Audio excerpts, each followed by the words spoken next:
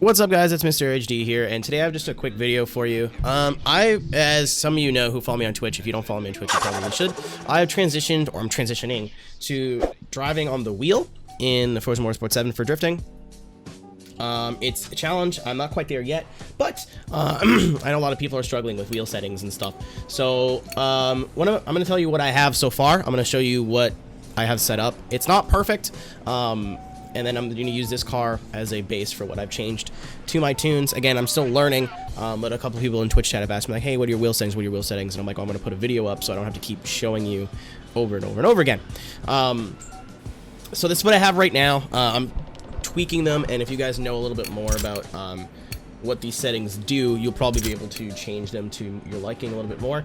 But this is what I have so far. So I'm going to go to input options. I'm on the PC, by the way. Go to my advanced controller options. This is kind of all irrelevant, but steering axis 0 100, acceleration 595, 595. I leave this the deceleration on because I have an issue with my brake pedal where the dead zone's not quite right, so it'll be like fluttering on the brakes all the time. Clutch axis I changed to 0 because it just wasn't sensitive enough for me. I get off the clutch a little bit before the handbrake and the car would stall out. So everything else. So this is where the meat and potatoes there. I have my vibration turned off. Force feedback 105. I have both of these 180. These are kind of really what you want to change, or what I found make the biggest difference when you mess around with these. So I wish I could tell you what they do. I used like 3 people to help me. It was XE Minty, ialyrn, she'll know who she is, and Gunner 4568 all helped me with the baseline for this, and then I kind of tweaked a little bit. So I'm not gonna say, oh, I've done so much research on my own. No. Pneumatic trail is 69 because of course it is. Road feel 50. You don't really need that. Wheel center are both at 0, and this is at 2 because someone told me to put it to 5. But I had this problem mid-drift where the wheel kind of wants to rip itself, like, it wants to understeer and straighten out a lot. So I thought this would fix it, and it kind of did. So I might even move that to... Fuck it! I'm doing it live. And then steering sensitivity, I believe these are untouched. And then because I'm on PC, I don't have this rotation change option that you would normally would. So let's go into the Logitech profiler because I'm using a G27. Should have said that. I'm on G27 on PC. So if we go to device settings, this is what I have so far. So strength 100, spring and damper are at about 25. So this is at 28, 23. Centering spring is turned off. And then I'm at about as close to 720. And everyone's like, oh, why did you do 900? Forza is just like not a sim. Like, let's make that clear. Forza is not a sim game. And it just feels like garbage. 900. I know some people probably run it. I know some people run as little as 540. So if you're having issues with 720, maybe go down to 540. I'm personally thinking about it because I'm really struggling at 720 right now. So I might go to 540 and then up the rotation. But right now 720 is the best kind of middle ground that I found. It's still fun. It's just really, really challenging. And it's taking longer to get used to it than I expected. So that's what I have for actual wheel settings.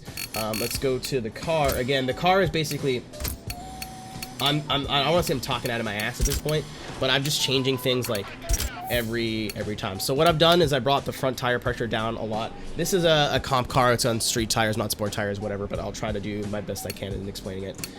Gearing is an important alignment. So this car, I normally run a little bit of negative, positive camber in the back, like 1.1 and 0.2, but this comp is you're not allowed any. So I don't know if it meant no front or no rear, so I just have 0. Toe, I just put it all to 0. That was a suggestion from XE Jimmothy, a ESDA judge and a formidable competitor. So that was to him. I run a little bit more negative camber in the front now. Obviously, I brought caster up because I feel like caster on your controller kind of just adjusts the sensitivity of your transitions. So you can have that a little bit higher. I'm experimenting moving it. I had it at 7 when I started. I'm at about 5.5 now, again, due to suggestions from the community. Anti-roll bars, I soften the front and stiffen the rear. It's still relatively the same 20-10 ratio, depending on the car, but this is kind of what I've been doing. Springs are relatively the same. Ride height's relatively the same. This one I just changed a bit because the rear tires poke through the fenders and it's ugly and I don't like it. Damping, I've been able to soften the front a lot. Basically, when you numb out the front when you're on controller to keep it from transitioning really quickly, you can kind of dial that back when you're on the wheel. But Again, I don't really, this isn't final. It's like, oh, this is the best settings. I'm just like, this is what I have right now after about 2 tandem sessions at about 5 hours apiece on the wheel, and then a little bit of a solo practice. No brake, because that's just the rules of this competition. But what I've done is, I know if you guys see, I usually put a little bit of rear bias. I'm running about 56 front bias now.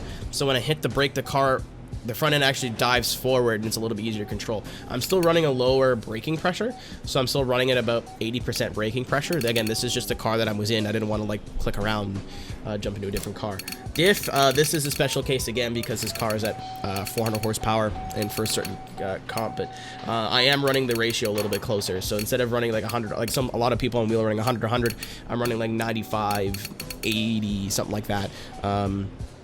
Again, I'm still experimenting with new things, trying new things, so none of this is ultimately super final, but this is what I'm at right now. So thank you guys for watching, and if you learned anything, let me know. If you have any suggestions, again, suggestions, I want to hear people, you're fucking dumb, you gotta use this, you guys have any like constructive criticism or anything, I would like to listen. Again, I'm not a Forza rookie, but I am a little bit new to this whole wheel thing.